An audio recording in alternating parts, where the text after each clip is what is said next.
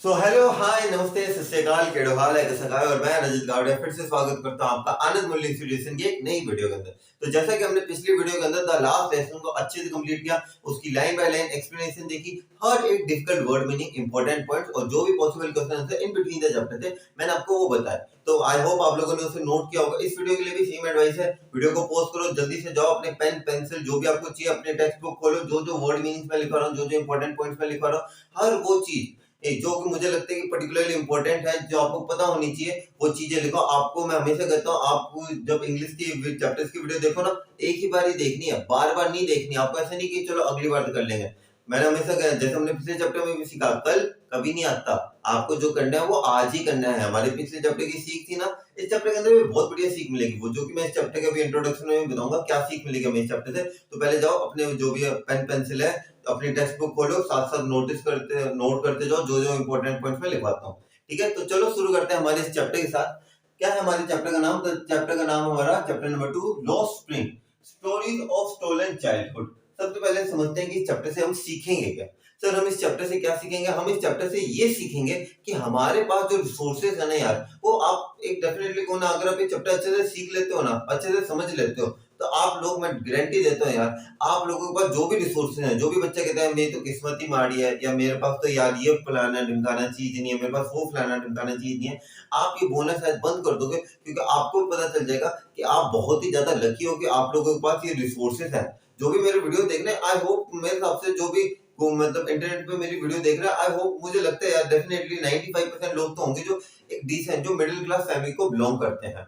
ठीक है, तो यहाँ पे हम ऐसे दो बच्चों की कहानी देखेंगे यार, जिनके पास जो सपने तो उनके बहुत बड़े बड़े हैं, जो है मतलब जो बहुत ही कुछ करना चाहते हैं अपनी लाइफ के अंदर, पर उनके पास रिसोर्सेज की कमी है। तो आप इस चैप्टर के अंदर एक चीज जो सीखोगे वो क्या है कि आप इस चैप्टर के अंदर अपनी जो रिसोर्सेज है ना उनका रिस्पेक्ट करने लग पड़ोगे। आप ऐसा, आप मेरे हिसाब से अगर आप इस चैप्टर ढंग से कर लेते हो ना, आप कभी लाइफ में ये नहीं कहोगे क्या मेरी किस्मत ही खराब है कि मेरे पास ये नहीं है, मेरे पास वो नहीं है, क्योंकि ऐसे बहुत सारे बच्चे हैं जिनके पास वो सारी चीजें नहीं है जो आपके लिए एक वेस्टेज है, जो आप कहते हो कि यार ये तो हर किसी के पास होता है, हर किसी के पास नहीं होता बॉस। बहुत सारे ऐसे लोग हैं जिनके पास ये सारी पर्टिकुलर जो भी चीजें, जो भी फैसिलिटीज आप अवेल करो, जिन बढ़िया स्कूलों के अंदर आप जा रहे हो ना, बहुत सारे बच्चे उन स्कूलों को सिर्फ देखते रह जाते हैं, उनके अंदर नहीं जा पाते। तो आपकी किस्मत अगर कहा जाए, जो आप कहते हैं मेरी तो किस्मत ही बुरी है, वैसे देखा जाए आपकी किस्मत बहुत अच्छी है कि आप एक कम से कम स्कूल एजुकेशन को, तो आप स्कूल एजुकेशन प्रेफर तो कर पाते हो। ऐसे बहुत सारे बच्चे हैं जो स्कूल एजुकेशन को ही प्रेफर नहीं कर पाते। इस चैप्टर के अंदर इन्हीं ऐसे कुछ बच्चों की कहानी जानेंगे जिनसे आप इमोशनली कनेक्ट हो पाओगे, आप उनके इमोशंस को समझ पाओगे। और अच्छे से हमें इस चैप्टर से गो थ्रू करना है। बहुत ही इंपॉर्टेंट चैप्टर है, और मैंने इस साल, अगर देखा जाए इस साल हमने हमें, मैं हर वीडियो के अंदर मेंशन करता हूँ, सीबीएसई का इस साल 2 मेन पॉइंट्स के ऊपर फोकस है। कौन कौन से जो मेरी वीडियो रेगुलर देखते हैं उन्हें पता होगा। सबसे पहले व्यू पॉइंट ऑफ स्टूडेंट्स की क्या राय है एक पर्टिकुलर पॉइंट के ऊपर। तो मेरे हिसाब से उस पॉइंट से देखा जाए ना, ये चैप्टर बहुत ही अच्छा है, क्योंकि इसके अंदर हम डीप इनसाइड इंडिया जाते हैं, हम इंडिया के उन कॉर्नर तक जाते हैं जहां पे मेरे हिसाब से ज्यादातर लोग जाते नहीं है, इस डर से, क्योंकि वहां की पॉलिटिक्स ही ऐसी है, वहां का एनवायरनमेंट ही ऐसा है कि लोग उसे दिखाते नहीं इंडिया की बैटर साइड के अंदर। मतलब हम कहते हैं ना कि हम लोग मेन तो दिखा देते हैं इंडिया के अंदर ये सारी चीजें, इंडिया के अंदर वो सारी चीजें, पर हम शायद इन सारे कुछ पॉइंट्स को ना लैग कर देते हैं, हम लोग अपनी कमियों को छुपाते हैं। तो इसी चैप्टर के अंदर हम उन्हीं कमियों को उभार के दिखाया गया है कि आप समझ पाओ कि उन कमियों के अंदर है क्या क्या चीजें, लोग कैसे जी रहे हैं, ये सारी चीजें। तो विदाउट वेस्टिंग मच टाइम तो हम इस चैप्टर को शुरू करते हैं। सबसे पहले टाइटल समझते हैं। टाइटल का क्या मतलब है सर? हमें मतलब जैसे लास्ट लेसन था वो तो समझ में आ गया कि भैया एमएमएलजी का लास्ट लेसन, लास्ट चैप्टर था, उन्होंने चैप्टर का नाम ही ऐसा लिख दिया the last lesson. Lost spring समझ में नहीं आया सर। मैं कहता हूँ इसके संधि विच्छेद करते हैं, जैसे क्लास 10 में करते थे ना संधि विच्छेद। आपको स्प्रिंग पता है सर? स्प्रिंग मतलब एकदम अच्छा खासा मौसम, अप्रैल का महीना चल रहा है, स्प्रिंग मतलब एवरीवेयर, मतलब एक तरीके से क्या नाम लेते हैं, मतलब एवरीवेयर हैप्पीनेस कह सकते हो आप इसे, मतलब चारों तरफ एकदम नए नए फूल खिल रहे हैं, नई नई एकदम, मतलब वसंत ऋतु का जैसा मौसम होता है ना, बिल्कुल वैसे एकदम चारों तरफ एकदम मस्त सा पर्यावरण हो रखा है, चारों तरफ एकदम मतलब फूल खिले हुए हैं, एकदम बढ़िया सा मौसम हो रखा है। तो मैं क्या स्प्रिंग को ये कह सकता हूँ the season of happiness. Spring को मैं क्या कह सकता हूँ? The season of happiness. लिख लो इसके नीचे, स्प्रिंग का क्या मतलब है यहाँ पे? The season of happiness. Season of, मेरे साथ साथ बोलते भी रहा करो, लिखो भी और साथ साथ बोलते भी रहो, आपको है ना अच्छे से याद ही हो जाएगा। Season of happiness. तो स्प्रिंग को मैं कहता हूँ द सीजन ऑफ हैप्पीनेस। अब ये जो सीजन ऑफ हैप्पीनेस जो है, जब ये गुम हो जाता है, तो उसे हम उस वर्ड गुम किस वजह से हो जाता है क्योंकि हमारी जिम्मेदारी हमारे ऊपर इस तरीके से पड़ जाती है। सर हमारे ऊपर कैसी जिम्मेदारी? आपके ऊपर भी ऐसे देखा जाए ना, आपके ऊपर भी जिम्मेदारी है कि आपके जो पेरेंट्स आपके ऊपर पैसा लगा रहे हैं ना, उन पैसों का सही यूटिलाइजेशन हो, ये आपकी जिम्मेदारी है। वैसे ही इस कहानी के अंदर जो दो बच्चों के बारे में हम बात करेंगे, उनके ऊपर जिम्मेदारी है किस चीज की? अपनी फैमिली को सपोर्ट करने की, पैसा कमाने की। सर वो तो बच्चे हैं। हाँ, इंडिया के अंदर बहुत सारे ऐसे कॉर्नर्स हैं जहाँ पे छोटे छोटे बच्चे अपनी फैमिली को सपोर्ट करने के लिए ये सारे काम करते हैं। इन्हीं उन बच्चों की कहानी है। इसलिए यहाँ पे वर्ड यूज किया गया लॉ स्प्रिंग, यानी कि जो उनका जो सीजन ऑफ हैप्पीनेस है, जो बच्चों का सीजन ऑफ हैप्पीनेस है। आपने यहाँ पे नोटिस भी किया होगा, स्टोलन चाइल्डहुड, यानी कि जो चाइल्डहुड जो चुरा लिए गए, किसने चुराया? उनकी जिम्मेदारियों ने चुराया, उनकी परिस्थितियों ने चुराया। जो भी उनकी करेक्ट ना जो सिचुएशन है जिनके अंदर उन्हें अपनी फैमिली को सपोर्ट करना है, वो जो सिचुएशन है, उन्होंने उनसे उनका बचपन छीन लिया। किस तरीके से छीना उनका बचपन? क्या क्या वो सारी चीजें करते थे? Let's see in this chapter. तो चलो शुरू करते हैं। तो आई होप आप लोगों को टाइटल का मतलब समझ में आ चुका होगा कि टाइटल हमसे क्या कहना चाहता है। ओके, तो चलो शुरू करते हैं।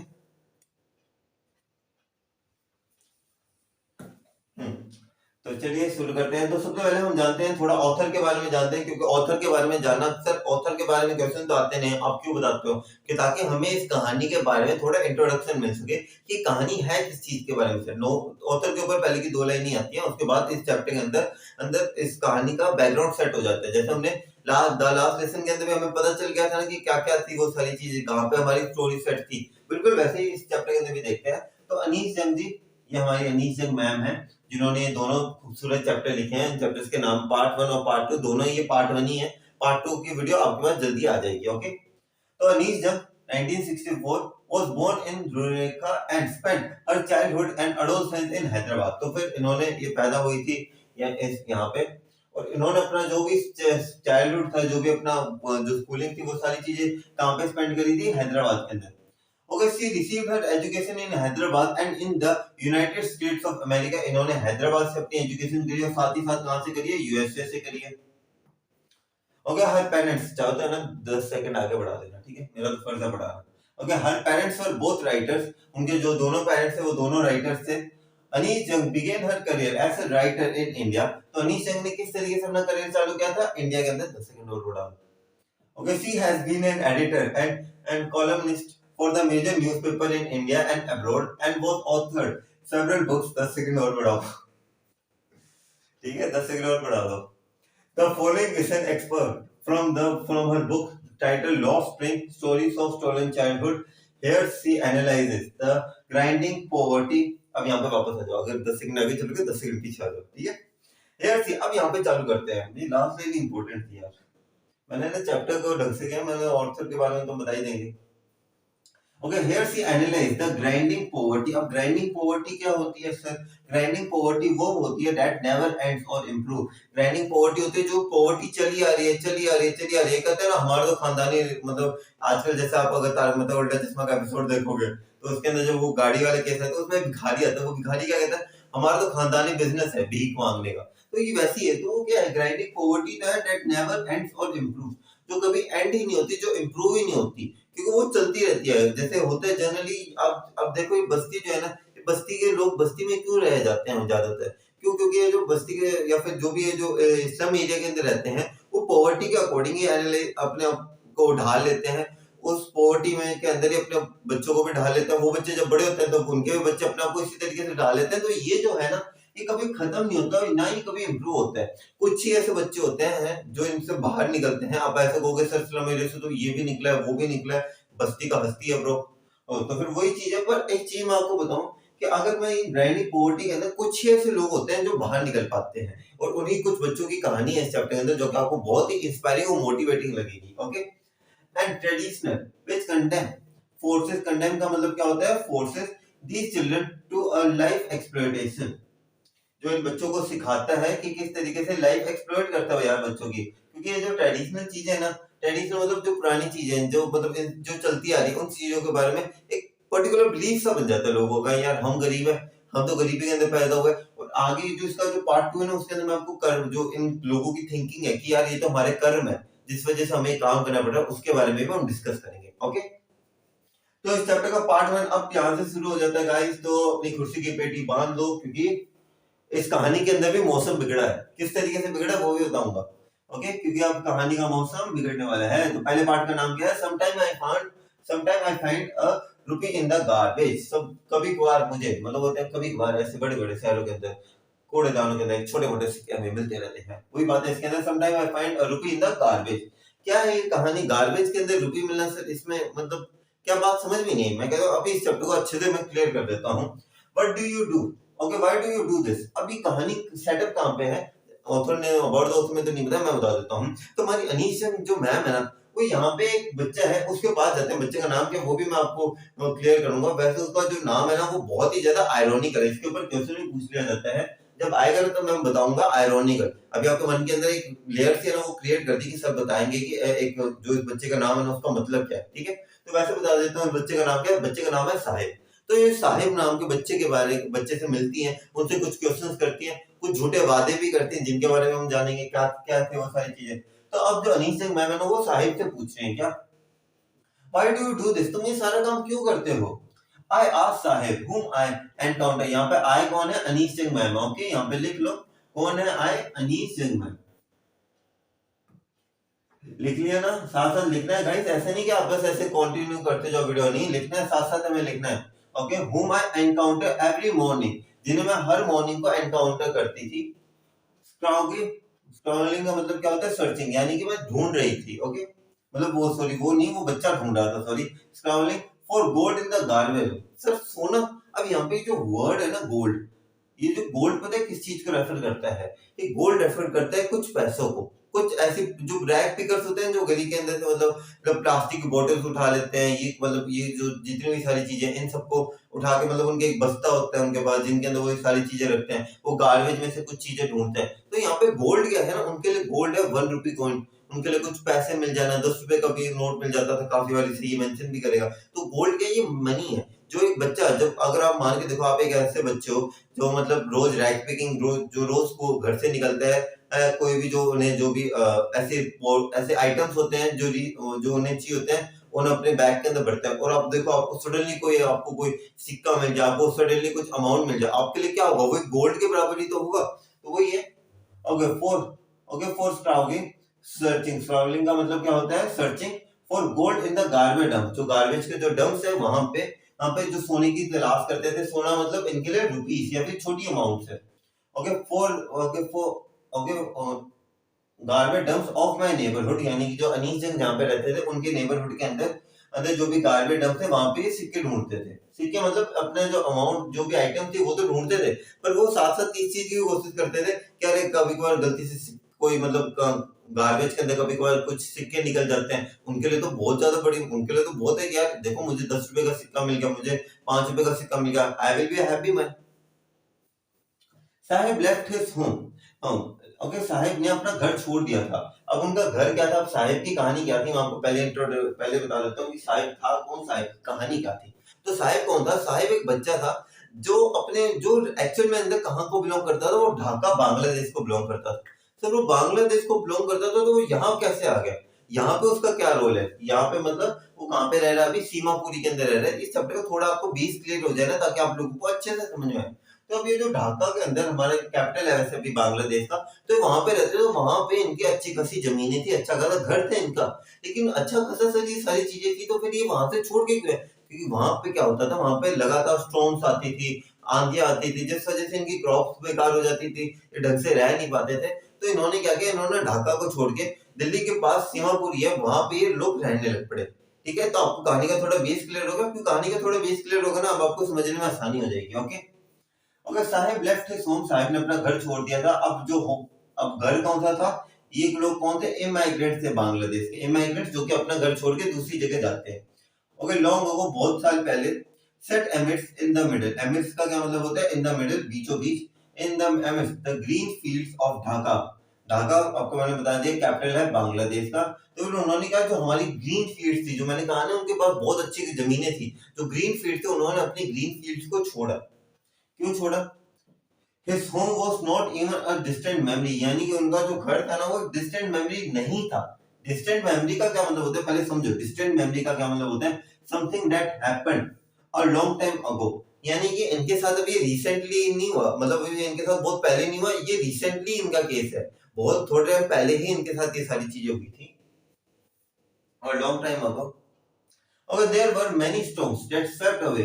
Swept away का मतलब होता है took away by force, यानी कि छीन ली गई। ऐसी बहुत सारी stones थी जिन्होंने उनसे क्या छीन लिया, their fields, उनके जो जमीनें थी वो उन लोगों से उनकी छीन ली, उनके घर थे उन लोगों से उनके घर छीन लिया। His mother tells him, जो कि उनकी माँ उन्हें बताया करती थी कि हमारा ढाका के अंदर बहुत ही बढ़िया इलाका होता था, वहां पे बहुत ही बढ़िया फील्ड्स होती थी हमारी, वहां पे हमारा घर भी होता था, पर हम लोगों को उन सारी चीजों को छोड़ना पड़ा। आगे देखते हैं क्या लिखा हुआ है इस चैप्टर के अंदर आगे। Okay, his mother, that's why they left looking for gold, इसलिए वो गोल्ड के लिए देखते हैं। That's why they looking for, that's why they left, इस वजह से उन्होंने वो छोड़ दिया।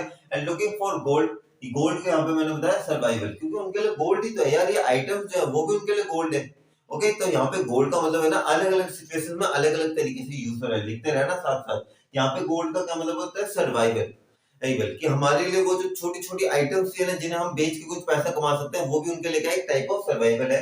इन the big city where he now lives, in the big city, big city यहाँ पे कौन सी है, दिल्ली, दिल्ली से है ना ना, वेयर ही नाउ लिव्स, जहाँ पे वो अभी रहते हैं। Okay, I have nothing else to do, मेरे पास और कुछ नहीं है। वो बच्चा कह रहा है कि मैम देखिए, अनीस जंग मैम को कह रहा है मैम देखिए मेरे पास और कुछ नहीं है करने के लिए।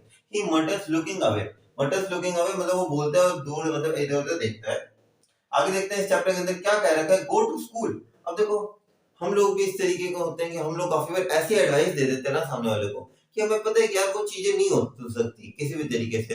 अगर आप किसी बंदे से जाके, जैसे होते हैं ना, जैसे कोई मान लो कोई आर्मी मैन है जो कि जो जंग के अंदर शहीद हो गया, उनकी फैमिली से जाके पूछना या फिर किसी के साथ ऐसा कुछ हो गया कि आपको कैसा महसूस हो रहा है, तो आपको पता नहीं क्या एक होलो सी चीज है ना, मतलब खोखली सी चीज है, क्या आप लोगों को पता है कि वो ग्रीफ स्टिकन है, उनके ऊपर से मतलब एक तरीके से होता है जले पे नमक छिड़कना, बिल्कुल वही सारी चीज है। तो वही सारी चीज अभी हमारे राइटर ने भी कर ली, क्या चीज तरीके से, उन्होंने कहा स्कूल जाओ, स्कूल क्यों नहीं जाते।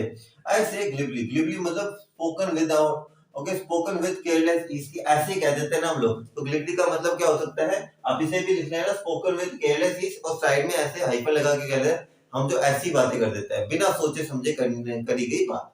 तो उन्होंने बिना सोचे समझे कह दिया कि भैया तुम तो स्कूल जाओ, तुम्हें स्कूल जाना चाहिए। रियलाइजिंग इमीडिएटली, पर पोएट को भी इमीडिएटली रियलाइज हो गया, इमीडिएटली समझ में आ गया, उसे क्या समझ में आ गया, how hollow the advice must sound, क्या मैं उस बच्चों को कह रही हूँ जो ढंग से सरवाइव नहीं कर पाते, जो रोज सुबह उठ के रैग पिकिंग करते हैं, उस बच्चों को कह रही हूँ भाई तुम स्कूल जाओ। मतलब क्या उसकी अगर कंडीशन होती स्कूल जाने की तो क्या वो रैग पिकिंग करता, नहीं करता। तो उनकी एडवाइस क्या थी, एकदम होलो एडवाइस थी। उसके बाद वो कहते हैं there was no school in my neighbourhood. अब वो बच्चा क्या कहता है कि देखिए मैम आप कह तो रहे हो मुझे स्कूल जाने के लिए, पर मैम मेरे आसपास तो कोई स्कूल है ही नहीं, मैं क्या करूं।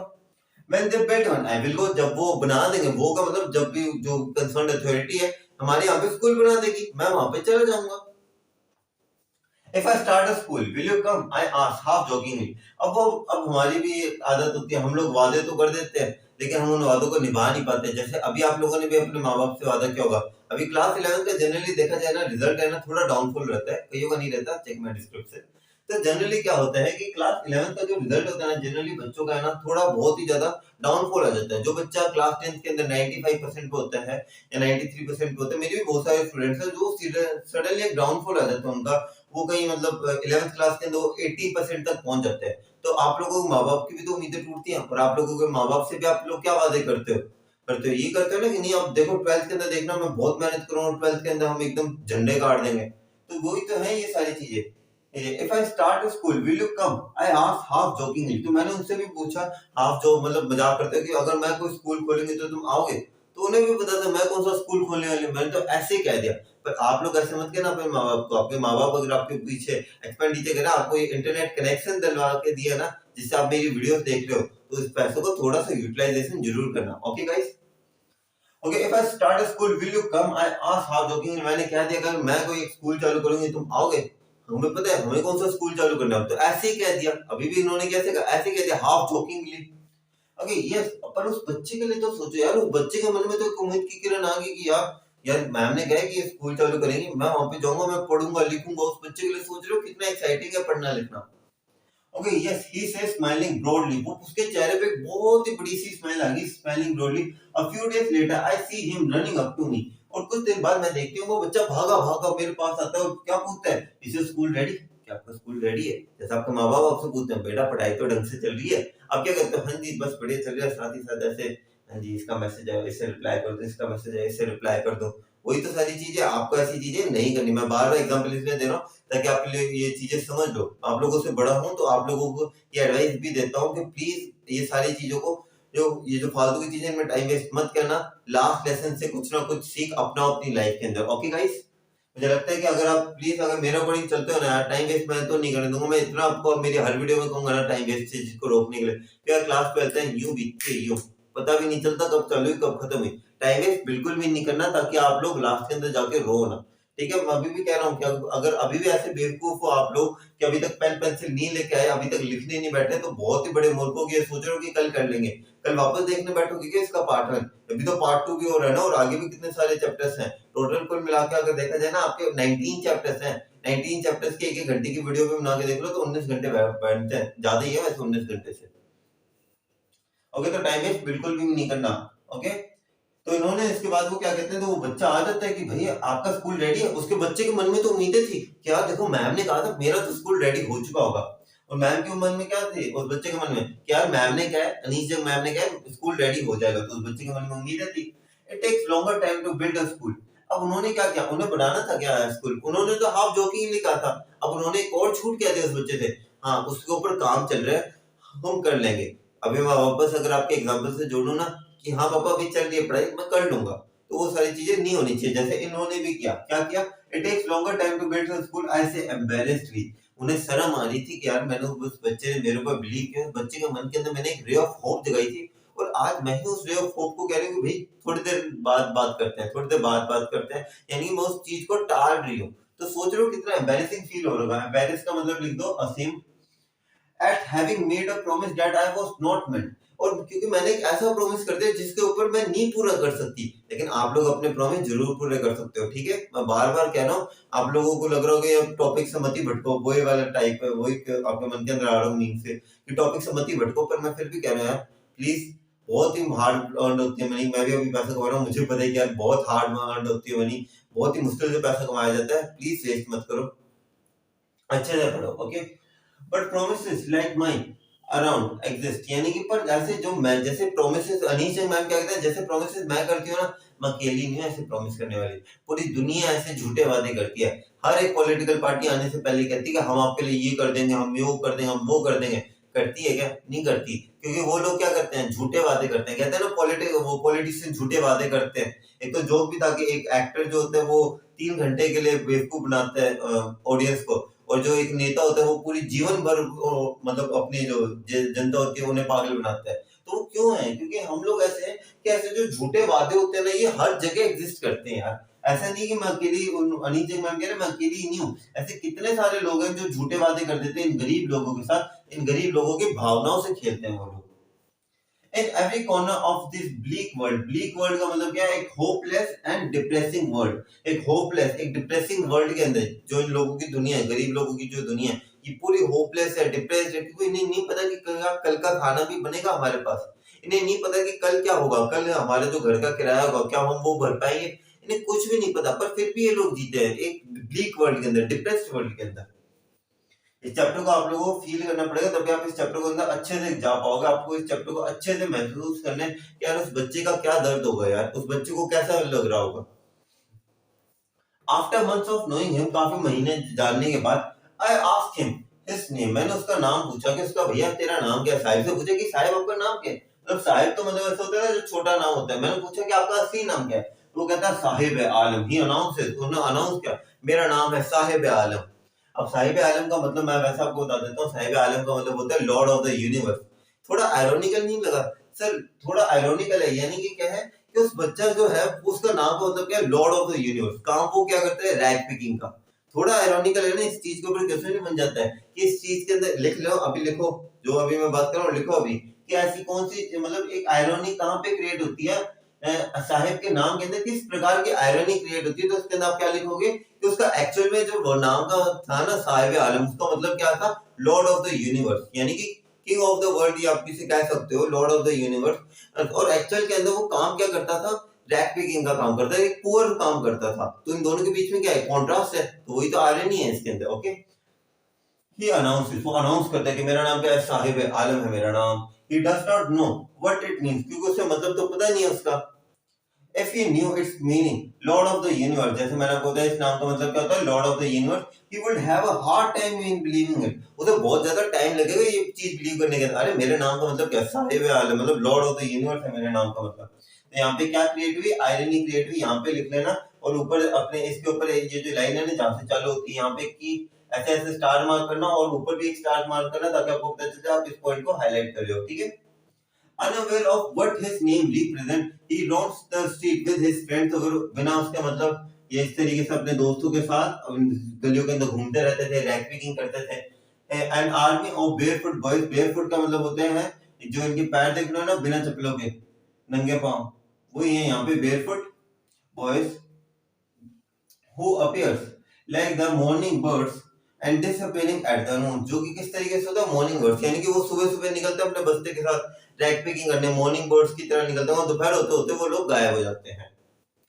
Over the months, I have come to recognize each of them, और महीनों के अंदर मैं इनसे इतनी बातें करती थी, जो पोएट थी वो इनसे इतनी ज्यादा बातें करती थी, इतने ज्यादा इनसे घुल मिल गई थी कि उन्हें पता चल गया था, मतलब अब वो हर एक को है ना अच्छे से रिकॉग्नाइज करने लग पड़ी थी कि हाँ ये कौन है वो कौन है, अच्छे से रिकॉग्नाइज कर पा रही थी। Why aren't you wearing chappals? I asked her, मैंने पूछा कि भैया, एक जन से मैंने पूछा जो कि उनके पांव तो नंगे थे, तो फिर उन्होंने पूछा कि भैया तुम लोग चप्पलें क्यों नहीं पहनते हो? तो उसके ऊपर क्या क्या अब देखो कहानी, बच्चे भी देखो कितने मतलब किस तरीके से जवाब दे रहे हैं। वो ये नहीं कह रहे कि हम लोग गरीब है, वो कुछ अलग जवाब दे रहे हैं। क्या अलग जवाब दे रहे हैं? Let's see. My mother did not bring them down from the self, he answered simply. एक बच्चा क्या कहता है कि देखिए मैम, एक्चुअल में क्या है ना, वो बहुत ऊपर टंगे हुए हैं मैम, हमारे घर के अलमीरा है ना उसके ऊपर मेरी मम्मा ने मेरी चप्पल रखे हुए हैं। समझ रहे हो, उनके लिए चप्पल भी एक लग्जरी आइटम्स है। आपके लिए तो बस आपके लिए तो नॉर्मल है, आपके लिए तो बहुत ही ब्रांडेड शूज होते हैं, वो लग्जरी आइटम है। पर सोच के देखो किसी के लिए जो आप चप्पलें पहनते हैं ना, वो भी एक लग्जरी आइटम है, जिन्हें वो ऊपर रखते हैं कि वो ऑस्पिशियस ओकेजन आएगा हम उसके ऊपर ही निकालेंगे। समझ रहे हो पॉवर्टी कितनी, मतलब आप समझ रहे हो आपके पास क्या रिसोर्सेज हैं। ये वीडियो देख रहे हो तो मैं डेफिनेटली यार मिडिल क्लास फैमिली को तो बिलोंग करोगे, क्या पता हाइपर क्लास को भी करोगे। तो आपके पास रिसोर्सेज हैं, आपके पास फोन है, आपके पास इंटरनेट कनेक्शन है यार, इतने सारे रिसोर्सेज तो यूटिलाइज करो, क्योंकि कईयों के पास वो चीजें नहीं है। ये चीज याद रखो, आपके पास वो चीजें, यूटिलाइज करो वो सारी चीजों को। ठीक है, आप इतने भाग्यशाली हो, आपकी किस्मत, आप जो कहते हैं ना मेरी तो किस्मत ही खराब है, किस्मत खराब नहीं है बहुत। आपके पास ये सारी चीजें हैं, इन सारी चीजों को अच्छे से यूटिलाइज करो। किसी के पास मैं बोलना नहीं चाहता, वो कईयों के पास 2 वक्त की रोटी भी नसीब नहीं होती कईयों को। आप लोगों को तो अच्छा खासा खाना मिलता है, अच्छे खासे रिसोर्सेज मिलते हैं। आपको करना क्या है? आपको सिर्फ पढ़ाई करनी है, उन बच्चों को क्या करना है? अपनी फैमिली को भी सपोर्ट करना है, अपने ड्रीम्स को भी पूरा करना। बहुत सारी रिस्पांसिबिलिटीज हैं यार आपके ऊपर, उनके ऊपर। तो प्लीज थोड़े से रिसोर्सेज की रिस्पेक्ट करा करो अपने पास, जो है ये मत इन्हें लाइटली मत लिया करो। तो बहुत ही हार्ड अर्न मनी है। मैं जब से कमाने लगा हूं ना, मुझे पता है बहुत ही हार्ड अर्न मनी है ये।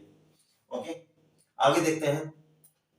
even if she did not, even she did, क्या लिखा sorry, even if she did, he will throw them off। अगर वो लेके भी आ जाते हैं, बच्चा भी देखो कितना इनोवेटिव। अगर मेरी मम्मा वो जो नीचे जो चप्पल था मुझे नीचे निकाल के भी दे देगी ना, मैं उन्हें फेंक दूंगा।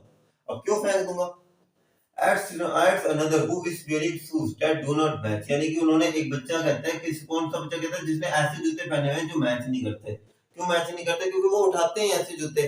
काफी बार ऐसा होता है कि आप लोगों के किसी अंगूठे, मतलब किसी जूते का अंगूठा निकल गया, आप तो वो पूरी जोड़ी फेंक के आते हो, दूसरा जूता तो सही होता है ना। तो वो क्या करते हैं, ऐसे 7-7 जूते उठा लेते हैं और उन्हें पहन लेते हैं। आपको एक मैं मूवी सजेस्ट करता हूँ, CJ7, कभी वक्त हो ना तो जरूर देखना। CJ7 बहुत ही अच्छी मूवी है, बहुत ही इमोशनल मूवी भी है। कभी मुझे देखो पढ़ाई तो करनी है, पर कभी और अगर आपको टाइम मिले कोई अच्छी चीज देखनी हो, अच्छी चीज इन द सेंस कि मतलब देखो मैं ऐसे नहीं कहता कि सारा टाइम पढ़ते रहो, कभी कभार टाइम मिले ना उसमें थोड़ी अच्छी चीजें करा करो। फालतू की इंस्टाग्राम की रील्स, यूट्यूब शॉर्ट्स को देखने के बजाय ना अच्छी कहानियां सुना करो, अच्छी बुक्स को, अच्छी ऑडियो बुक्स बहुत सारी होती हैं। काफी लोग यूट्यूबर्स की अगर वीडियो देखते हो वो तो आधे से ज्यादा आजकल इन्हीं सब ऑडियो बुक्स की ऐड करते रहते हैं। और कभी कोई अच्छी फिल्म देखनी हो तो CJ7 हो गया, परस्यूट ऑफ हैप्पीनेस होगी, इन मूवीज को देखो ताकि आप अपने रिसोर्सेज को यूटिलाइज करना सीख सको। Coming back to the topic. Okay, when I comment on it, he shuffles his feet. Okay, and says nothing, I want shoes. अब एक बच्चा कहता है कि मुझे तो जूते चाहिए, इन दोनों का तो मुझे पता नहीं, मुझे तो जूते चाहिए, I want shoes, says a third boy who never owned a pair of shoes in his life, जिसने कभी अपने जीवन के अंदर एक जूतों की जोड़ी तक नहीं पहनी। वो बच्चा कह रहा है मैम मुझे शूज दिलवा दोगे आप, प्लीज मैम मुझे जूते दिलवा दोगे। तो आप समझो कितनी एडवर्स लेवल पे पॉवर्टी है यार। अब इस चैप्टर को गो थ्रू करोगे ना अच्छे से, आपको महसूस होगा कि यार इस चैप्टर के अंदर कितना मतलब एक तरीके का दर्द से भी कह सकते हो, वो समझ में आता है पॉवर्टी किस लेवल की होती है, गरीबी की भी क्या मतलब क्या चीज होती है गरीबी। Okay, traveling across the country, I have seen children walking barefoot. Okay, traveling across the country मतलब मैं जैसे वो नहीं जन क्या कह रही है कि मैंने बहुत मतलब जब मैं इंडिया से मतलब इंडिया के अंदर ट्रैवल करी थी अलग अलग जगह, तो मैंने ऐसे बहुत सारे बच्चों को देखा जो घूमते हैं barefoot, नंगे पांव घूमते हैं in cities on village road. It is not lack of money but a tradition to stay barefoot. Is the one explanation. और जब उनसे कारण पूछते हैं कि आप लोग चप्पलें क्यों नहीं पहनते, आप लोग barefoot नंगे पांव क्यों घूमते हो, अब एक्सप्लेनेशन पता है वो लोग क्या कहते हैं, क्योंकि हम इंडियंस हैं, हम लोग तो अपनी बातों को ज्यादातर छुपा देते हैं कि हम लोग मतलब एक कहानी आई थी आई गेस चैप्टर नंबर आप लोगों ने पढ़ा होगा, एनसीईआरटी का एक चैप्टर है प्रेम जी का जूता, ऐसा कोई चैप्टर था, आप लोगों को याद आ रहा होगा, जिसके अंदर वो होता है ना कि एक प्रेमचंद जी होते हैं, उनका जूता जो होता है वो अंगूठे फोटो के अंदर उनका अंगूठा बाहर आ रहा होता है ना, मुंशी प्रेमचंद जी है ना, तो बिल्कुल वैसे ही है हम लोग। उसके अंदर हमने क्या कहा गया था कि दुनिया क्या है दिखावटी, उसके अंदर एक लाइन भी आती थी कि फोटो के लिए तो आप लोग कई इंसान कोई लोग तो दूसरों की बीवी उधार ले लेते हैं फोटो खिंचवाने के लिए, तो वही सारी चीजें तो आप समझ रहे हो। तो यहाँ पे क्या है, ऐसे झूठे मतलब झूठा दिखावा किया है। हम वो ऐसे नहीं कहते कि हम लोग गरीब हैं इसलिए हम लोग चप्पलें नहीं पहनते, वो पता है क्या कहते हैं, देखिए हम हिंदुस्तानी हैं, हम लोगों का ट्रेडिशन है कि हम बेयरफुट हम नंगे पांव घूमेंगे, हम लोग इसलिए चप्पल नहीं पहनते। तो सोच रहे हो कि एक एक्सप्लेनेशन किस तरीके की देते हैं जिससे वो अपनी हाइट क्या करते हैं, अपनी गरीबी को हाइड कर रहे हैं। I wonder if this is the only excuse, explain away, ignore या फिर hide, यानी कि यहाँ पे लिख रहे हैं explain away का मतलब क्या, इग्नोर करना। मैं ऐसे सोचेंगे ये कारण है जिस वजह से जिस तरीके से आप अपनी जो पॉवर्टी है उसे इग्नोर कर रहे हो, अपनी पॉवर्टी को छुपा रहे हो, ये इंडियन का ट्रेडिशन है, क्या ये बात सच है, मतलब ये बात सेट भी बैठती है। अ परपेचुअल स्टेट ऑफ पॉवर्टी, यानी कि वो क्या है कि अगर आपको एक चीज को आप इग्नोर कर रहे हो ना, यहाँ पे इग्नोर वर्ड किस चीज को इग्नोर करने के बारे में बात की गई थी, एक परपेचुअल स्टेट ऑफ पॉवर्टी। क्या होती है perpetual state of poverty, continuing for long period of time without stopping, जैसे हमने स्टार्टिंग में भी देखा था कि ऐसी पॉवर्टी जो चलती जाती है चलती जाती है चलती जाती है बिना रुके। ठीक है, आगे देखते हैं इस चैप्टर के अंदर क्या है। अब एक कहानी सुनाई जाती है हमें इस चैप्टर के अंदर। अभी कहानी क्या है, वैसे इस कहानी का किसी भी तरीके से कोई इंपॉर्टेंस नहीं है, आप अगर इस चैप्टर को वैसे पढ़ने देखोगे ना तो इस कहानी के अंदर वैसे कोई लॉजिक नहीं, छोटा सा लॉजिक है, जनरली बता देते हैं इस कहानी के अंदर। तो इसके अंदर पोएट जो है ना एक बंदा है, कहां से, I remembered a story of a man from Udupi, एक उदीपी का एक बंदा है, तो वो क्या कहता है कि वो एक कहानी सुनाता है, वो टोल्ड मी अ स्टोरी, वो एक कहानी बताते हैं। As a young boy he would go to a school, pass यहाँ पे पास का क्या मतलब है, पासिस बाय, तो एक स्कूल से गुजरता था, स्कूल जाता था ना, तो रास्ते के अंदर क्या आता था, हाँ जब वो स्कूल जाता था वो रास्ते के अंदर एक टेंपल था उसे पास करता था, ओके, एक ओल्ड टेंपल को पास करता था, where his father was a priest, जहाँ पे उसके जो पिताजी जो थे वो क्या थे, एक प्रीस्ट थे, पुजारी थे, पंडित जी थे, हमारे हैशटैग पंडित जी, आजकल हैशटैग्स का जमाना है, hashtag Pandit ji. Okay, he would stop briefly at the temple and pray for a pair of shoes. तो वो क्या कहता था कि मैं जाता था, वो बच्चा जो बंदा था उदीपी का, वो कहता था कि मेरे पिताजी पंडित थे, तो जब भी मैं स्कूल जा रहा था, जहाँ पे रास्ते में जो मंदिर था जहाँ पे मेरे पिताजी पंडित थे, मैं वहां पे जाता था, भगवान जी से प्रे करता था कि हे भगवान जी प्लीज मुझे एक जूतों की एक जोड़ी तो दिलवा दो कम से कम। ओके, 30 इयर्स लेटर, 30 साल बाद मैं वापस उसी टाउन में गया, एंड द टेंपल, मैं उसी टेंपल के सामने गया, which was now drawn in the air of the desolence. Desolence का क्या मतलब होता है, लिखो यार ऐसे वर्ड जो है ना आपको वापस नहीं समझ में आएंगे, गूगल करने बैठोगे गूगल के अंदर कुछ और ही चला लोगे आप लोग। Okay, an old temple in Udupi that has become so old that people no longer go to it. यानी कि डेजोलेशन, यानी कि अब वो मंदिर शायद इतना पुराना हो चुका था कि लोगों का इंटरेस्ट ही उस मंदिर में जाना कम हो चुका था। सॉरी, इन द बैकयार्ड, अब जो मंदिर के जो पीछे देखा जाए बैक के अंदर, where lived the new priest, जहाँ पे नए पंडित जी रहते थे, hashtag new Pandit ji, okay, hashtag new Pandit ji लिखना सारे, okay. There were red and white plastic chairs, तो वहां पे मंदिर के जो पीछे था वहां पे क्या था, वहां पे रेड और व्हाइट प्लास्टिक चेयर थे। As a young boy dressed in a grey uniform wearing shoes and shoes, यानी कि एक यंग बॉय जो था वहां पे भी, अब जो सीन बता रहे हैं कि मंदिर के पीछे रेड और व्हाइट कलर की चेयर्स पड़ी हुई थी, वहां पे एक बच्चा भी बैठा हुआ था जिसने ग्रे कलर की स्कूल यूनिफॉर्म पहनी हुई थी, जूते भी पहने हुए थे उसने। Alright painting and throwing his school bag on folding bed, यानी कि वो आता है जैसे हम लोग आते हैं ना अपना स्कूल बैग, तो ये ऐसे टाई बैग, हम तो टाई भी ऐसे निकाल देते हैं, ऐसे करके ऐसे टाई इस साइड बैग इस साइड, भाड़ में जाए दुनियादारी, अपनों को तो क्या है। तो वैसे आता ना वो भी बच्चा आया एकदम अपने फोल्डिंग बेड्स, ये सारी चीजें। Looking at the boy I remember the prayer another boy had made to the goddess when he had finally got the pair of shoes, यानी कि तब उसे समझ में आ गया कि जब मैंने एक बात कही गई थी ना, मैंने भगवान जी से पहले क्या मैंने प्रार्थना की थी कि हे भगवान जी मुझे एक जूतों की जोड़ी दिलवा देना। बाद में जब मुझे वो जूतों की जोड़ी मिल गई तो मैंने पता है क्या प्रार्थना की थी, मैंने ये प्रार्थना की थी कि हे भगवान जी ये जो आपने मुझे जूतों की जोड़ी दिलवाई है ना, इतनी मैंने आपसे प्रे करी, क्योंकि कोई चीज आपको बड़ी मेहनत से मिलती है तो उस चीज की कीमत आपको पता होती है। तो वही उन्होंने कहा कि हे भगवान जी आप ये जो जूतों की जोड़ी है ना, प्लीज मैं आपको रिक्वेस्ट करता हूँ ये जूतों की जोड़ी है ना मेरे पास ही रखिएगा, ये जूतों की जोड़ी मुझसे अलग ना हो जाए। तो उन्होंने भी कहा था let me never lose them, कि मैं ये जूतों की जोड़ी है ना ये प्लीज मैं इन्हें खो ना दूं। वही बात उसने भी करी। The goddess had granted his prayer of the, भगवान जी ने उनकी प्रार्थना सुन ली थी। The young boy like the son of the priest now वोर शूज, यानी कि अब यहाँ पे अब ये कहानी का रेलेवेंस में एक पैराग्राफ खत्म कर देता हूँ, उसके बाद इस कहानी का रेलेवेंस बताता हूँ। But many other like the rag pickers in the neighbourhood remain shoelace. अब ये कहानी कितने साल पुरानी थी, 30 साल पुरानी कहानी थी। और अभी जो नए पंडित जी हैं वो उनके बच्चे भी अच्छे खासे स्कूल में जा रहे हैं, अच्छी खासी जगह पढ़ रहे हैं। तो यानी कि देखा जाए तो लिविंग स्टैंडर्ड जो है ना, ओवरऑल पंडित जी या फिर जो भी ऐसे क्लास गांवों के लोग थे उनका लिविंग स्टैंडर्ड इंक्रीज हुआ है कि अब वो अपने बच्चों को अच्छे खासे शूज दिलवा सकते हैं, अच्छी खासी लाइफस्टाइल दे सकते हैं और उन्हें स्कूल भी भेज सकते हैं। मतलब अभी देखा जाए तो लाइफस्टाइल जो लोगों की कहीं ना कहीं इंप्रूव हुई है, पर क्या ये जो लाइफस्टाइल है क्या ये सीमापुरी के बच्चों की इंप्रूव हुई है? नहीं। वो आज भी इंडिया के अंदर, आज इंडिया को डेवलपिंग इकोनॉमी कहा जाता है, जिसके अंदर कहा जाता है इंडिया की इकोनॉमी आज सबसे ज्यादा डेवलपिंग इकोनॉमी है। उस डेवलपिंग इकोनॉमी के अंदर भी हम बात करके देखें ना यार, एक डेवलपिंग इकोनॉमी के अंदर भी आज ऐसे बच्चे हैं जो बिना जूते के, जिनके लिए आज भी जो आप सिंपल सी चप्पलें होती है ना वो एक लग्जरी आइटम है। तो ये क्या दिखाना चाहते हैं इस कहानी के थ्रू? एक प्रीपेक्चुअल स्टेट ऑफ पॉवर्टी ही दिखाना चाहते थे एग्जांपल के थ्रू कि देखो यार वो जो पंडित जी थे ना उनके बच्चों को भी जूते मिल गए, यानी कि पंडित जी के जो बच्चों ने जो कहा था ना कि हे भगवान जी प्लीज इस मेरे पास हमेशा जूते रखना, अब उन जो नए पंडित जी थे उनके बच्चे भी आज एक अच्छी लाइफस्टाइल इंप्रूव, अच्छी लाइफस्टाइल जी रहे हैं, अच्छे स्कूलों के अंदर जा रहे हैं और बहुत सारे रिसोर्सेस हैं उनके पास। लेकिन आज भी जो सीमापुरी के बच्चे ना, इनके पास आज भी इनकी भगवान ने अभी तक इनकी जो इच्छाएं ना वो सुनी नहीं अभी तक। ये इस तरीके से कहानी के अंदर कहना चाहते थे। आगे देखते हैं क्या माय एक्वाइंटेंस, एक्वाइंटेंस का मतलब friends, okay friendship with the barefoot rag picker, यानी कि जो अब जो कहते हैं अनीच कहते हैं मेरी जो दोस्ती थी ना उस बेयरफुट रैग पिकर के साथ। कौन सा रैग पिकर यहाँ पे? साथ साथ जवाब दो, ऐसे नहीं कि आप लोग ऐसे चप्पल टपा रहे हो, ओके साहेब मैं साथ साथ जवाब दिया करो। Okay leads me to Seemapuri, Seemapuri जो मैं आपको बता रहा था, सीमापुरी दिल्ली के पास ही है ये, a place on the periphery of Delhi.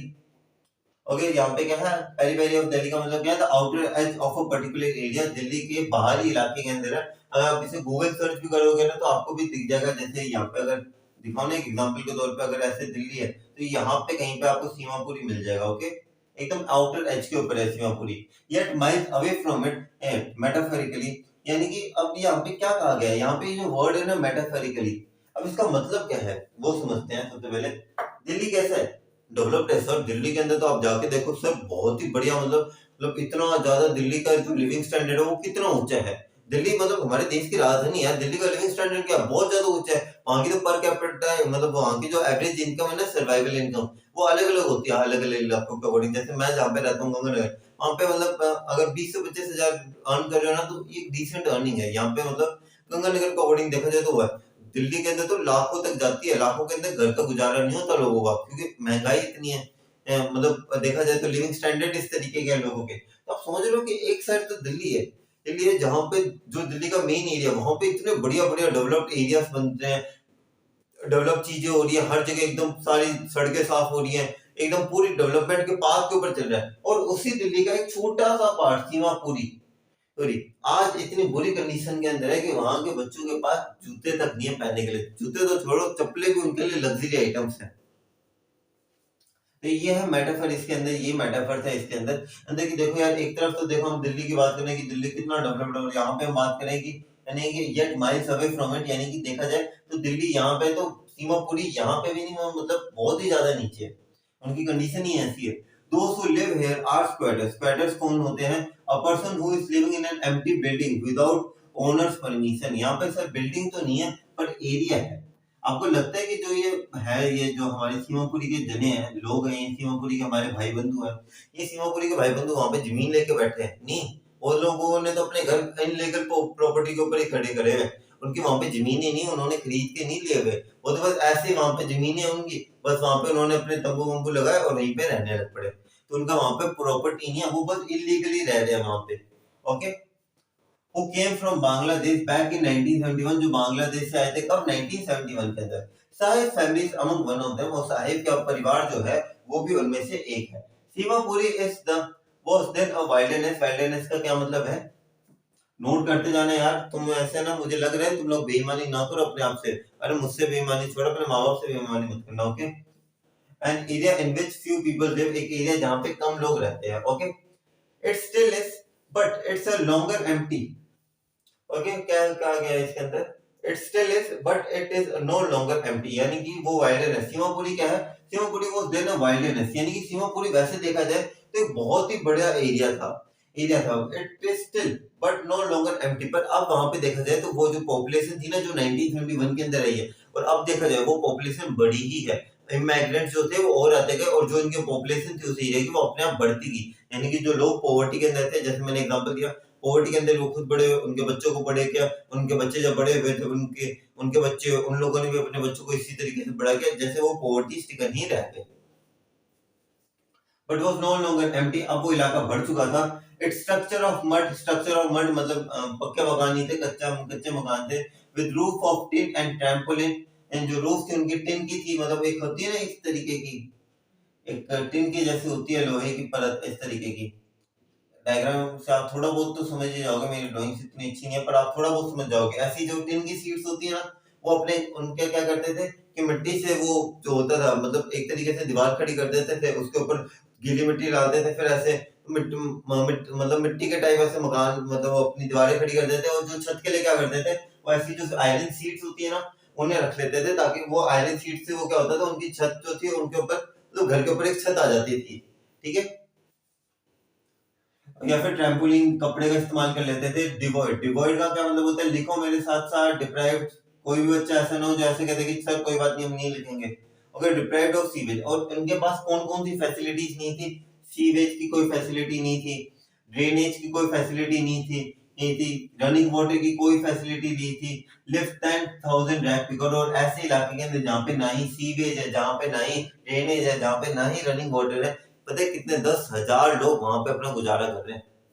अगर लिव 10,000 रैंक भी कर दे, समझ रहे हो यार कितनी एडवर्स यार कंडीशंस है पॉवर्टी के हमारे देश के अंदर।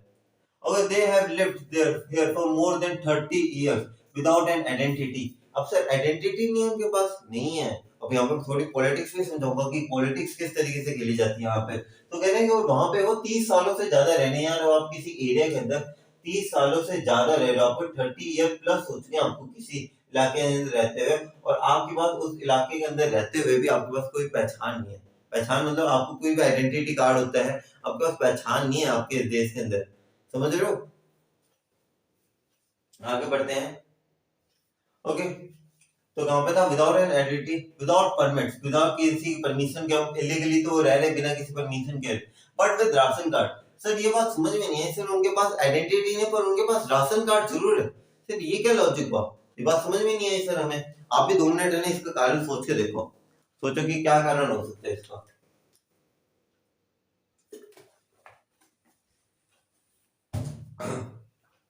सोचो अब इसका क्या क्या कारण हो सकता है सर। मतलब उनके पास अगर देखा जाए कि सर उनके पास ये जो है, उनके पास ना ही आइडेंटिटी कार्ड है, ना कुछ और है, ना आधार कार्ड है, ना कुछ और है, उनके पास राशन कार्ड क्यों है सर? पॉलिटिक्स समझाता हूँ क्या। Okay, ration card that gets them their names in the voters list, यानी कि सर राशन कार्ड इसलिए है उनके पास क्योंकि ये जो राशन कार्ड है ना, इन राशन कार्ड की वजह से वो वोट लिस्ट के अंदर उनका नाम आ जाता है। क्या आ जाता है? उनका नाम आ जाता है। वोट लिस्ट में नाम आने की वजह से वो क्या करते हैं? वोट कर पाते हैं। यानी कि आपने भूतनाथ रिटर्न्स देखी है ना यार, मैं हमेशा भूतनाथ रिटर्न्स का मुझे बहुत अच्छी फिल्म लगती है, तो उसमें अच्छे से एक्सप्लेन किए गए हैं सारे टॉपिक। अगर आपके पास कभी टाइम हो ना तो फिर छोटी क्लिप्स भी आती है वो भी देख लेना। उसके अंदर भी क्या है, वोटर लिस्ट के अंदर नाम आ जाते हैं इन गरीब लोगों का, और इन गरीब लोगों को छोटे छोटे मतलब कुछ कुछ अमाउंट के अंदर खरीद लिए जाते हैं। सही वर्ड्स के अंदर यूज करूं तो इन लोगों को क्या है, कुछ ऐसी मटेरियलिस्टिक चीजें दे दी जाती है, जैसे ज्यादातर अल्कोहल का यूज कर दिया जाता है कि इन्हें दारू दे दी जाती है। इलेक्शन बेसिकली किसके बेस पे लड़े जाते हैं, ज्यादातर दारू के बेस पे लड़ लिए जाते हैं, या कुछ अमाउंट दे देते हैं। एक जैसे एक तारक मेहता का उल्टा चश्मा के अंदर भी एक एपिसोड आया था जिसके अंदर वो जेठालाल की दुकान से वो मोबाइल फोन लेके गए थे। बहुत ही अच्छा सीरियल है यार तारक मेहता, कभी आप देखोगे ना इसके अंदर बहुत सारी चीज आपको सिखा देता है। ठीक है, जैसे तारक मेहता के अंदर भी अगर आप सर्च करोगे ना तो आपको भी ये भी दिख जाएगा। देखो यार, मैं कहता हूँ एंटरटेनमेंट के लिए चीजें देखो, पर चीजें हमेशा अच्छी चीजें देखो। ये फालतू की चीजें नहीं करनी अपनों को, ऐसे स्क्रॉलिंग करने वाली, किसी का मैसेज आ गया किसी को मैसेज पे रिप्लाई करना, ये फालतू की चीजें हमें नहीं करनी। हमें अच्छी चीजें देखनी है। अरे बहुत ही अच्छा शो है, बहुत ही फैमिली टाइप शो है। आप ये सारी चीजें देखो, आपको अच्छे से समझ में आएगा कि किस तरीके से वो इलेक्शन के लिए जेठालाल की दुकान से फोन ले जाते थे। आगे आते हैं वापस अपने टॉपिक के ऊपर, and enable them to buy the green. और क्यों वोटर लिस्ट से क्या होता था कि वो आप अपना क्या करते थे, उनका वोटर लिस्ट के अंदर नाम आ जाता था तो वो वोट भी कर पाते थे, और साथ ही साथ जो उन्हें फूड ग्रेन्स जो थे वो भी उन्हें मिल जाते थे।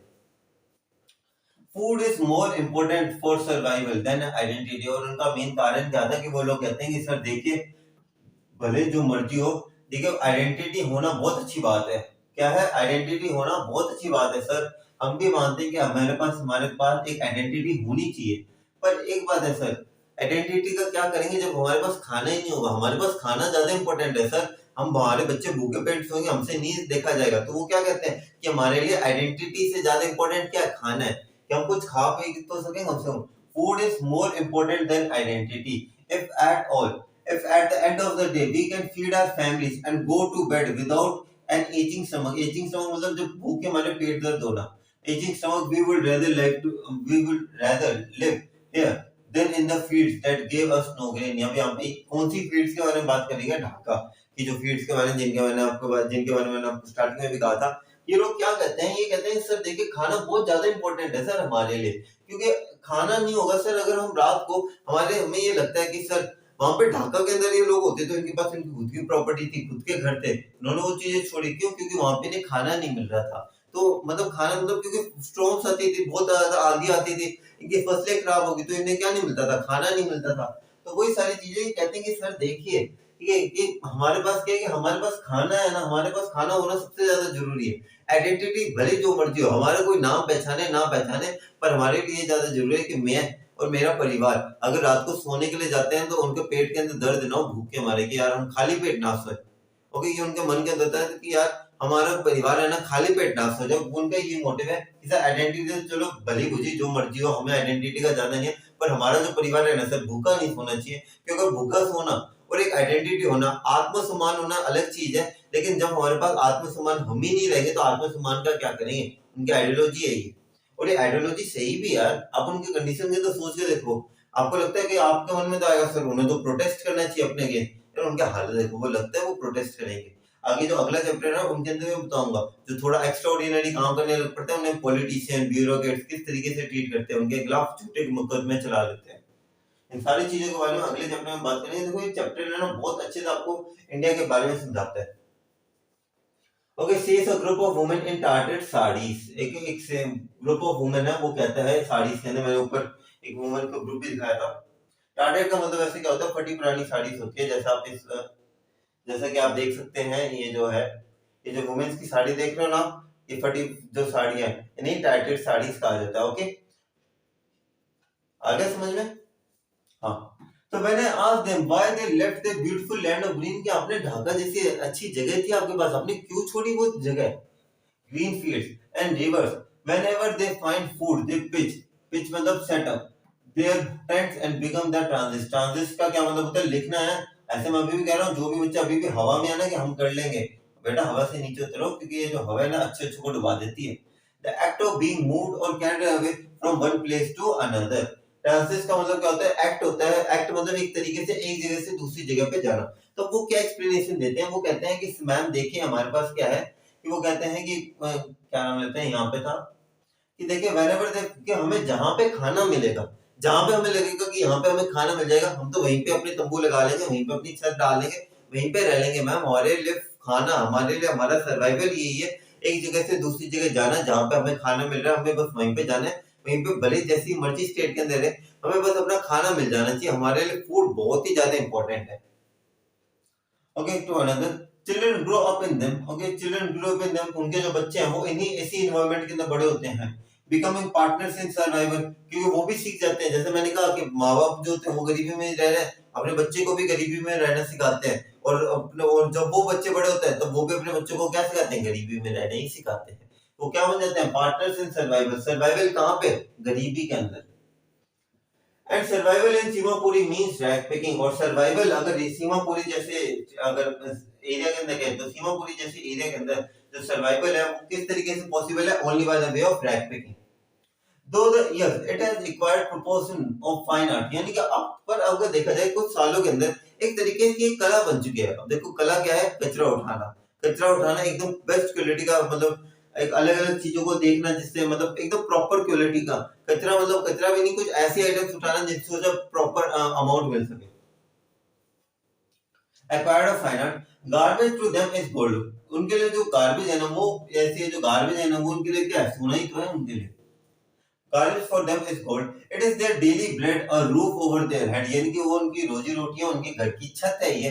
Even if it is a leaking roof, भले ही वो छत जो है ना, जो छत जिनके बारे में बात कर रहे हैं, रैग पिकिंग, वो उनके लिए क्या, उनकी दाल रोटी है, उनके लिए वो उनकी घर की छत है। भले ही वो छत टपकती हुई है पर छत तो है ना।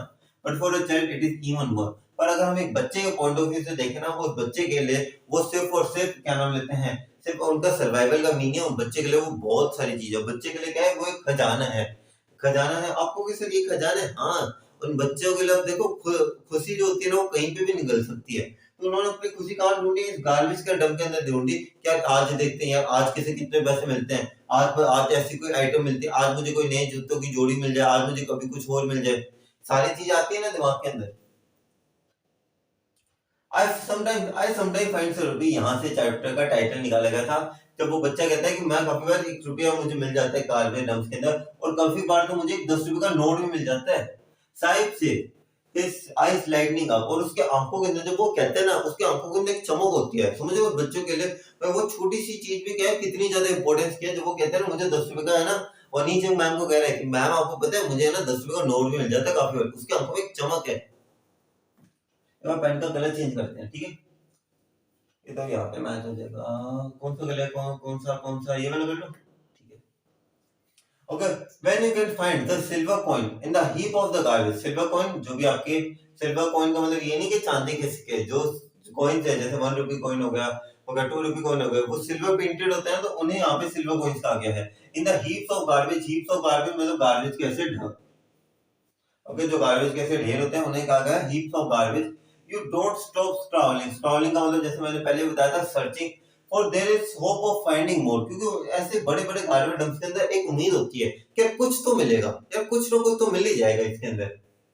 It seems for that for the child garbage means amazing different from what it means to its parents. तो एक तरीके से हम ये भी कह सकते हैं कि जो गार्बेज का है ना, garbage have different meaning for their parents, it is a means to their survival. तो उनके लिए क्या है कि यार गार्बेज से कुछ पैसा मिल जाए, हम कुछ ऐसी आइटम्स इकट्ठी कर लें जिससे हमारी रोजी रोटी चलते रहे। पर वो बच्चों के लिए क्या है, एक खेल है। बच्चों के लिए क्या है, बच्चों के लिए बड़ा इंटरेस्टिंग है यार, कि यहाँ पे हम जाके देखेंगे यार मजा आएगा, यहाँ पे ये सारी चीज देखेंगे, वहां पे वो कोई पर्टिकुलर पॉइंट देखेंगे, मजेदार चीज है ना उनके लिए। तो ये okay, for the child it is wrapped in wonder। तो बच्चों के लिए क्या है, ये तो एक खजाना ही है बच्चों के लिए। For elders it is a means to their survival. बुजुर्गों के लिए क्या है, एक मीन है उनके सर्वाइवल के लिए। तो अब आगे क्या कहते हैं, वन विंटर, और one winter morning I see Sahib standing by the fenced gate. Fence gate मतलब ऐसे जो होते हैं ना, ऐसे गेट्स। तो फिर एक फेंस गेट के आगे साहिब खड़ा हुआ था of the neighbourhood club, watching 2 young man dressed up in white. Dressed up in white मतलब उन्होंने व्हाइट कपड़े पहने हुए थे। टेनिस कोई देखता होगा तो उन्हें पता होगा कि व्हाइट कपड़ों के अंदर मतलब टेनिस जो होते हैं जनरली मतलब व्हाइट कपड़े पहनते हैं टेनिस के अंदर, playing tennis. I like the I like the game, मुझे बहुत अच्छा लगता है। वैसे आप व्हाइट टेनिस से रिलेट भी कर सकते हैं, मैंने तो कभी टेनिस देखा नहीं है।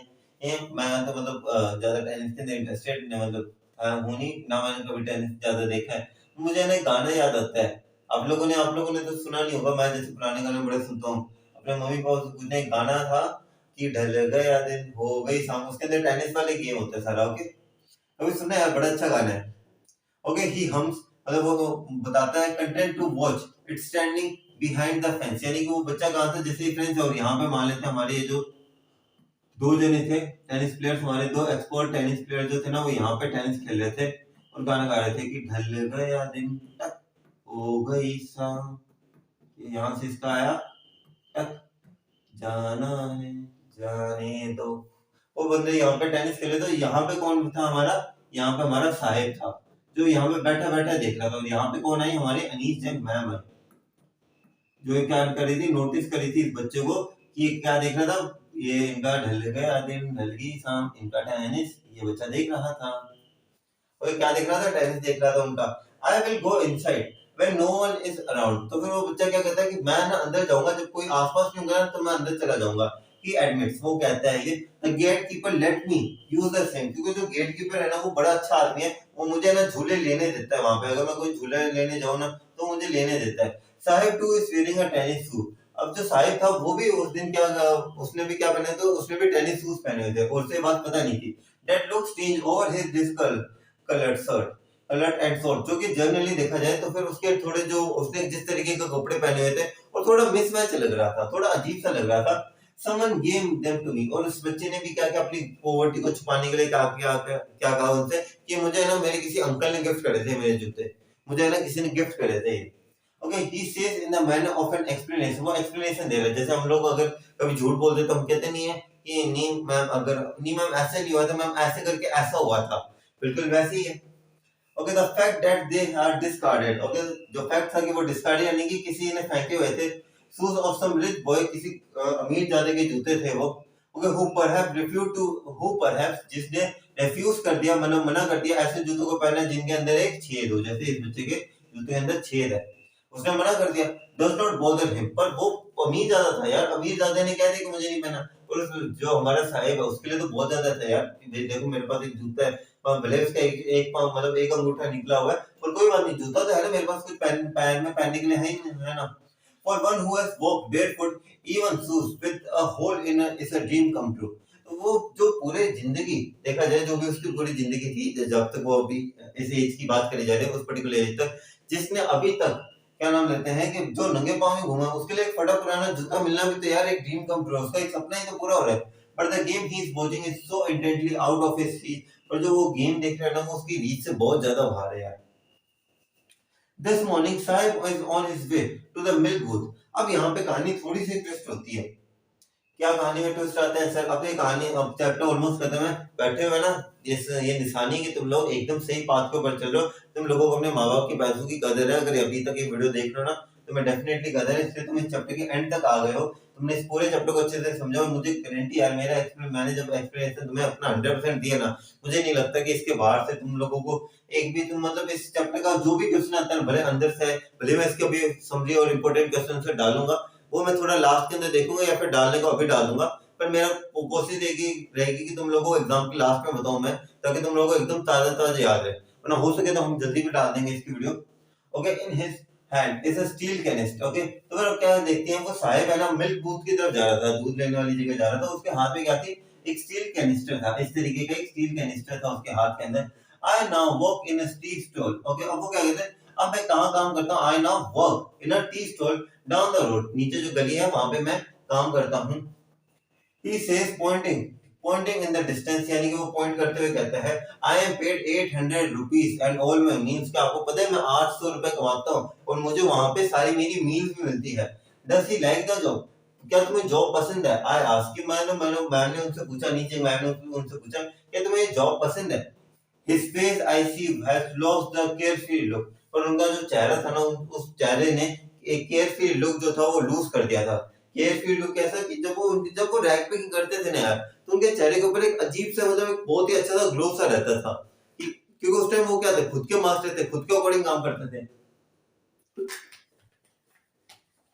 लेकिन अब वो किसके अंदर काम कर रहे थे, किसी बंदे के अंदर काम कर रहे थे, यानी कि खुद का मालिक होना, the master of your own self, अपनी खुद के अकॉर्डिंग डिसीजन लेना, और किसी के अंदर नौकरी करने में जमीन आसमान का फर्क है। तो वही था कि अब वो काम करने लग पड़े, जिस वजह से क्या था, उन्होंने अपना केयरफ्री जो लुक था उसे क्या कर दिया, वो छोड़ दिया। The steel canister seems to be much heavier than the plastic bag he would carry so lightly over his shoulder, यानी कि जो स्टील कैनिस्टर था ना, ये बहुत ही ज्यादा भारी था। किसके मुकाबले? उसका जो रैक पैकिंग का जो बैग था ना, वो हल्का था उसके लिए। क्यों? क्यों? वो उसकी एंजॉयमेंट से करता था, उसे मजा आता था वो सारे काम करने में। और जो स्टील कैनिस्टर है उसका मजा नहीं है, वो बस वहां पे काम करे, किसी की मजबूरी के अंदर काम करे, किसी के अंडर काम कर रहा है। Okay, the bag was sales, यानी कि जो बैग था ना, जो अपने कंधे पे टांग के रखता था, वो खुद को बिलोंग करता था। वो किसी और को बिलोंग नहीं करता था, वो उसे खुद को ही बिलोंग करता था। Okay, the canister belongs to the man who owns the tea shop. पर जो कैनिस्टर जो अभी उसके हाथ में था ना, वो उस दुकानदार का है, वो साहिब का नहीं है। The Sahib is no longer his own master. अब जो साहिब है वो अब खुद का मास्टर नहीं रहा। तो इसी के साथ we come to an end of this chapter. Thank you for watching our video. I hope आपको थोड़ी वीडियो अच्छी, थोड़ी लंबी बन जाती है मेरी वीडियो, पर डेफिनेटली मैं गारंटी देता हूं यार, ये वीडियो थोड़ी सी लंबी बनती है, पर ये वीडियो जो है ना, वो आपके बहुत काम आएगी। मैंने थोड़ी वीडियो भले ही लंबी बनाई, पर मैंने एक चीज की गारंटी दी है, आपको कोई भी इस चैप्टर का कोई भी डिफिकल्ट वर्ड आप, मुझे नहीं लगता मैंने छोड़ा होगा, सारे इंपॉर्टेंट पॉइंट्स बताए। तो टिल देन प्लीज हमारे, वैसे मैं कह देता हूँ, प्लीज यार हमारा नया चैनल है, प्लीज ग्रो करने में हमारी मदद कीजिएगा प्लीज। एक हार्डली रिक्वेस्ट, बहुत मेहनत लगती है, ये जितने भी पिक्चर्स है ये बड़ी सोच समझ के लगाता हूँ मैं। ये जो टेक्स्ट मटेरियल है, पता नहीं कहाँ कहाँ से लाना पड़ता है, अलग अलग चीजें सीखनी पड़ती है, बहुत सारी मेहनत लगती है। प्लीज लाइक कीजिएगा इस वीडियो को और सब्सक्राइब कीजिएगा मेरे चैनल को please. It's a hardly request, please थोड़ा सा आप लोग सपोर्ट देखो। मैं हमेशा कहता हूँ तुम लोग मुझे अपना 1% दो, मैं तुम्हें अपना 110% दूंगा। तो ठीक है, इंस्टाग्राम पे मेरी आईडी है, यहाँ पे मुझे फॉलो कर लीजिएगा इंस्टाग्राम के ऊपर। तो टिल देन, वही हमारा आखिरी dialogue, till then do whatever you want to do man, but don't trouble your माता पिता एंड भारत माता। जय हिंद गाइस, बाय।